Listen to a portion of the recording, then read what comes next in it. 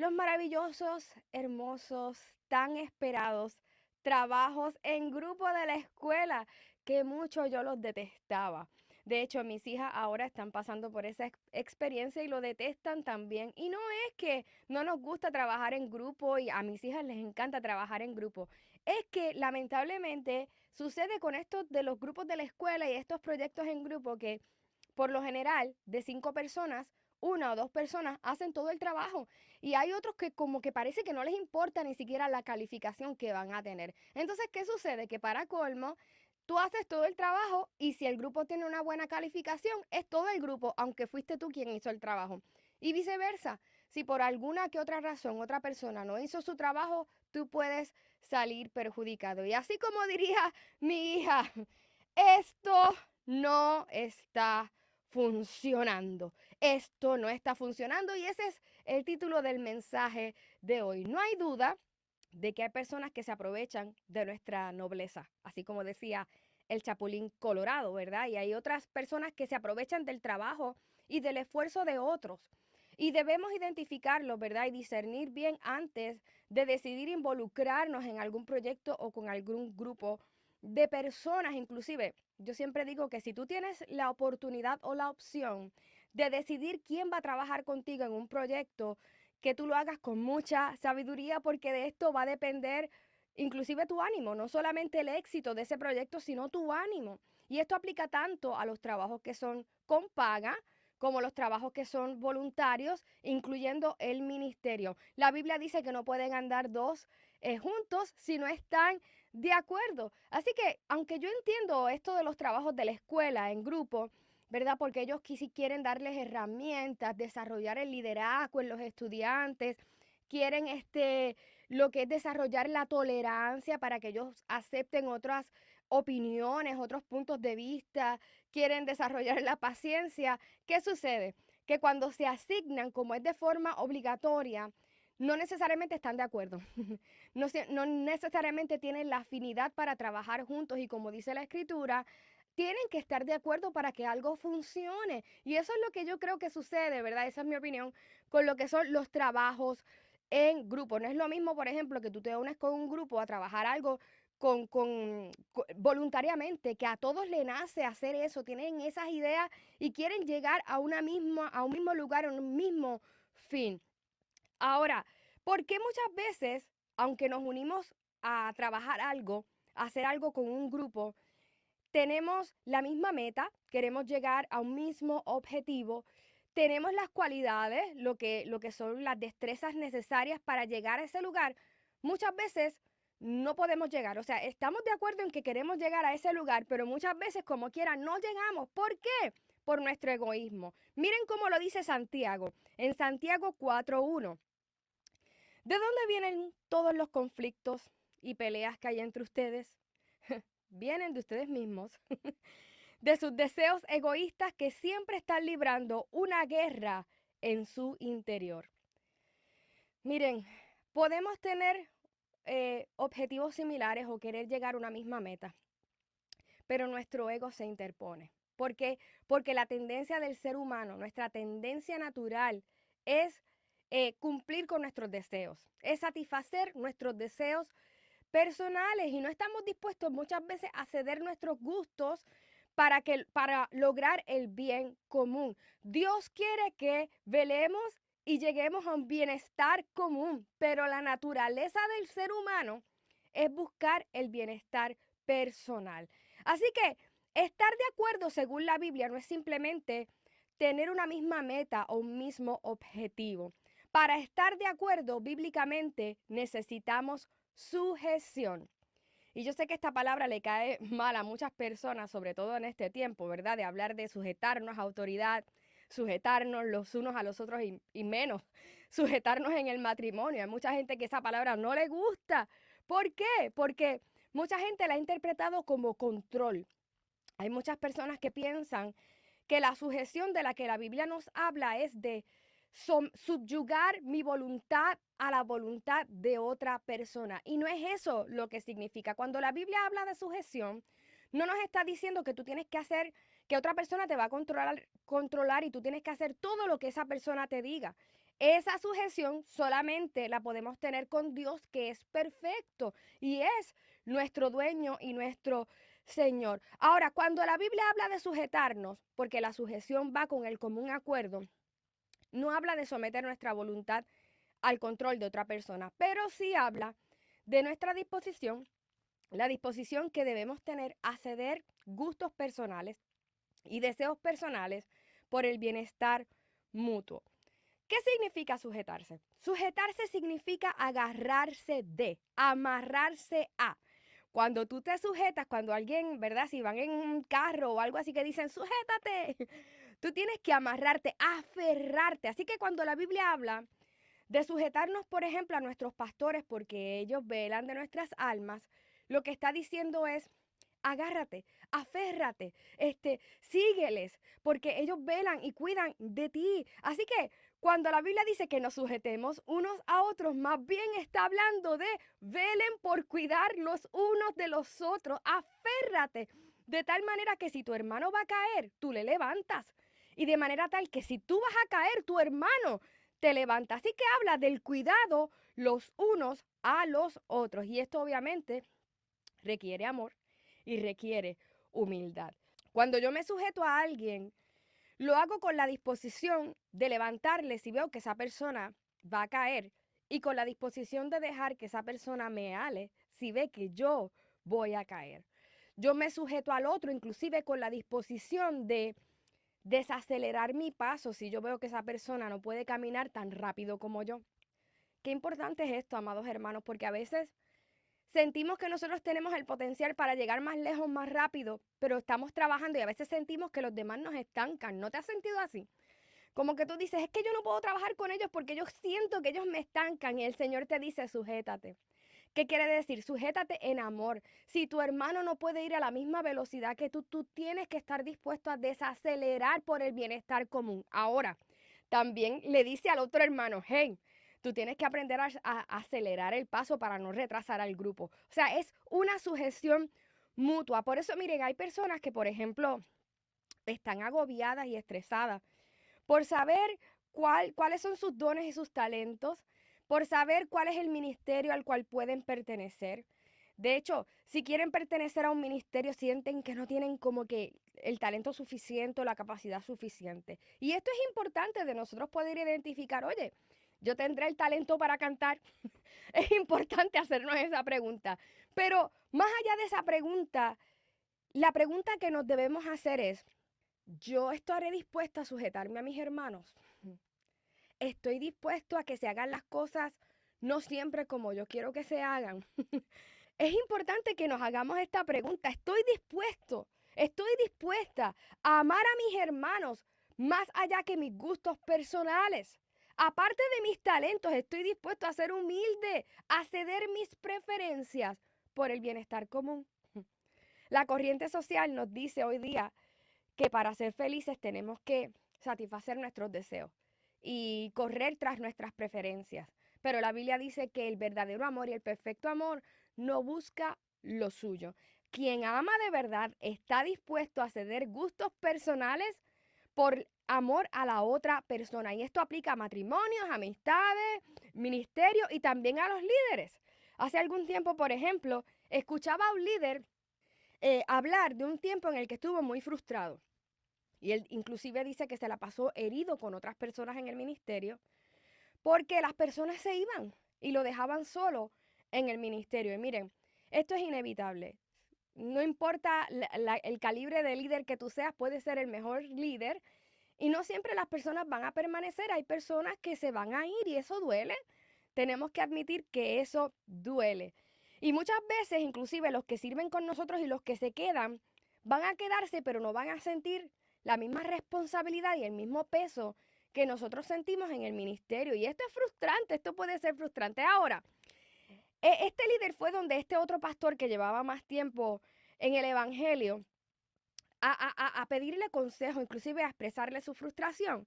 Y este otro pastor, que yo le voy a decir el pastor veterano porque llevaba más tiempo, identificó varias cosas que el líder estaba haciendo que no le permitían avanzar. Y yo le voy a compartir tres de estas cosas.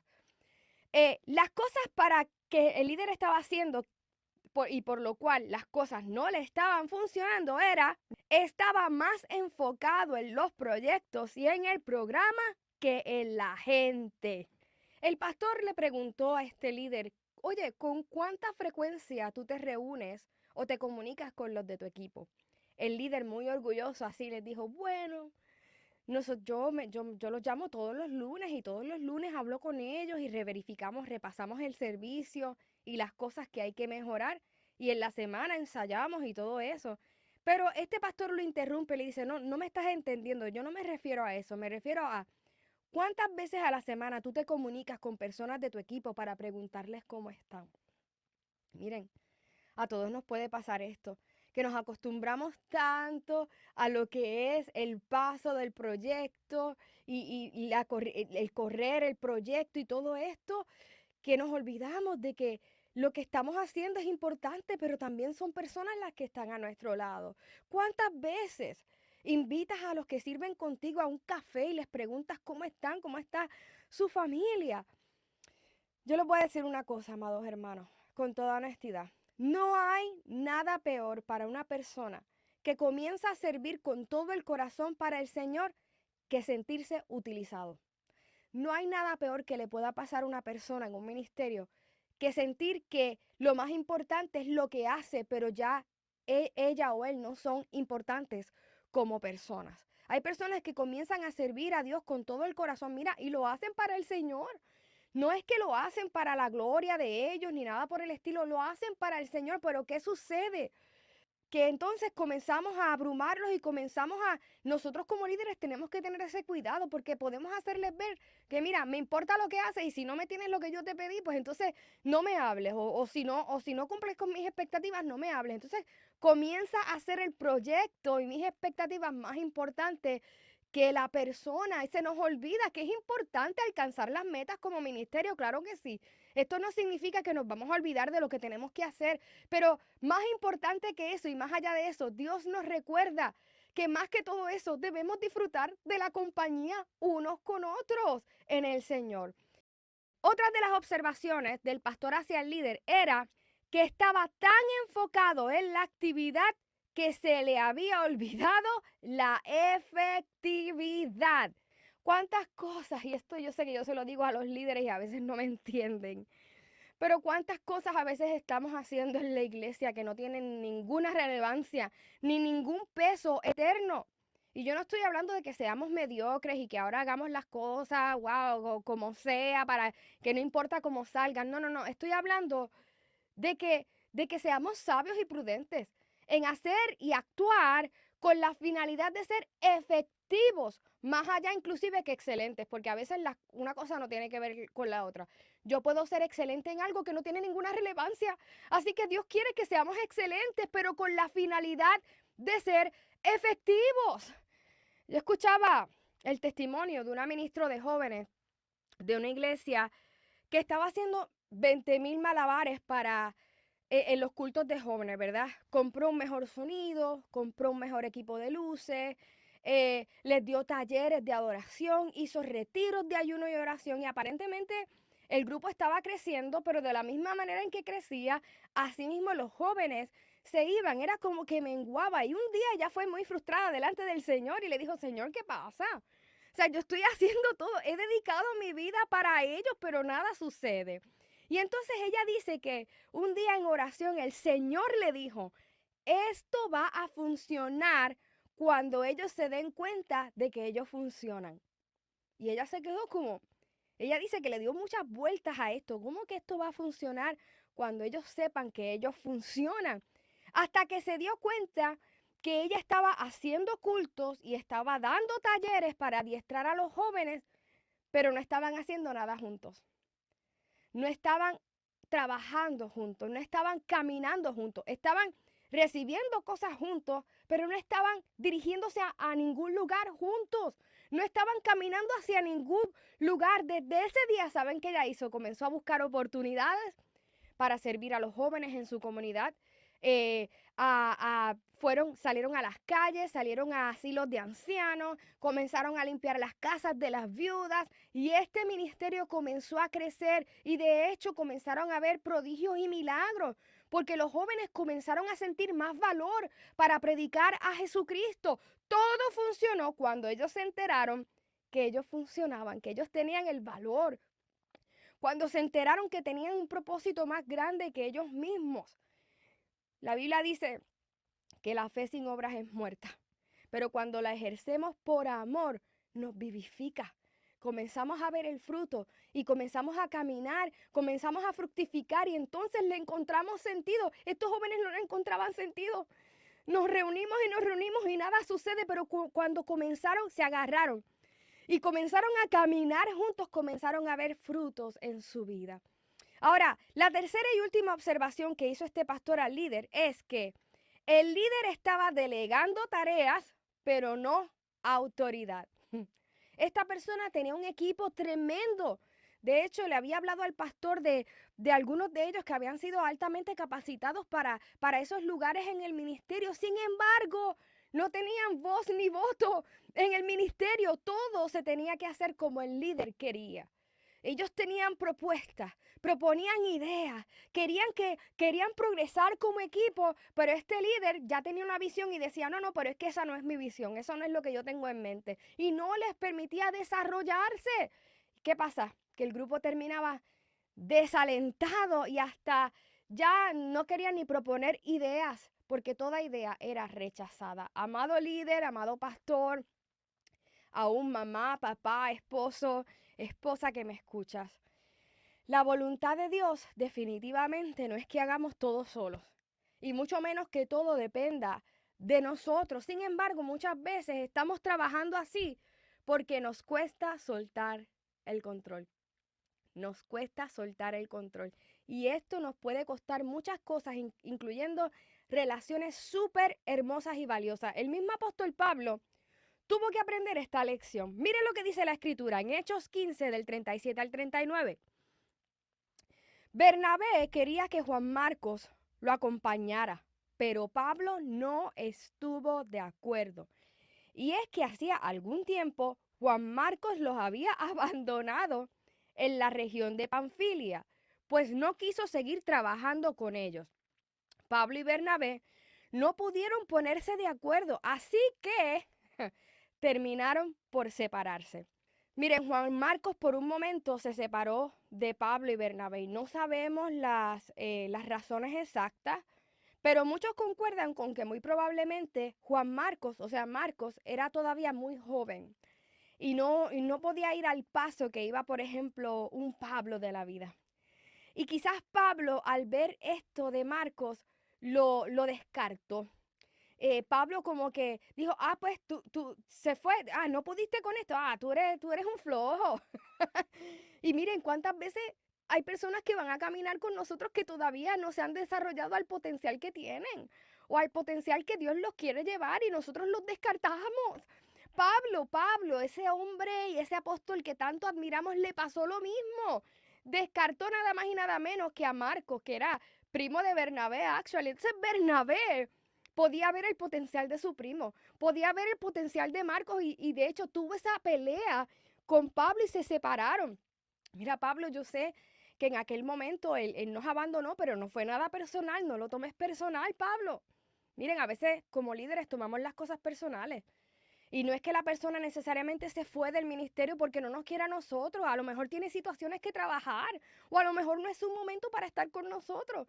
Y Bernabé trató de hablar con Pablo y Pablo, no, este no va con nosotros, este es un flojo. Ahora, miren lo que sucede después. Miren lo que le pide Pablo a Timoteo más adelante.